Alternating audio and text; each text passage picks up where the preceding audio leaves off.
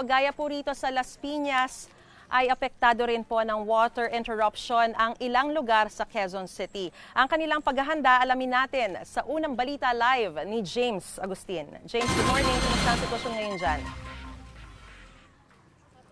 Maris, good morning. 8 oras mawawala ng supply ng tubig itong barangay Pag-ibig sa Nayon dahil nga dun sa maintenance activity na isasagawa ng Maynilad mamayang gabi. Ngayon pa lamang po may mga presidente na nag-iimbak na ng tubig. Madaling araw nagluluto si Aling Telma ng mga ulam na ibinebenta niya sa livelihood center ng barangay Pag-ibig sa Nayon sa Quezon City.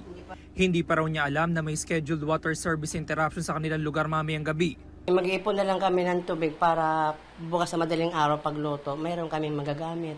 Nagbebenta rin ng ilang lutong ulam si Aling Leticia. Mag-iipon na lang po. Napakahirap dahil napakainit po ng panahon ngayon dito sa atin. Si Lea naman sinimulan ng punuin ng malaking drum ng tubig.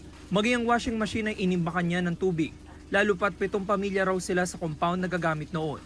Sobrang hirap pag walang tubig talaga. Mamaya't maya nga yung anak kong maligo.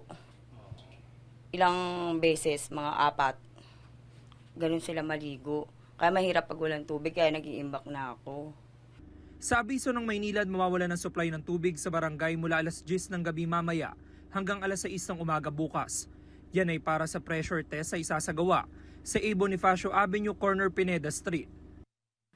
Samantala, Maris, pinapayuhan ng Maynilad yung mga apektadong residente na mag-ipon ng sapat na tubig bago pa yung scheduled water service interruption. Yan ang unang balita mula rito sa Quezon City. Ako po si James Agustin para sa GMA Integrated News. Mga kapuso, para una ka sa mga balita, mag-subscribe sa GMA Integrated News sa YouTube. Sa mga kapuso abroad, subaybayan niyo po kami sa GMA Pinoy TV at sa www.gmanews.tv.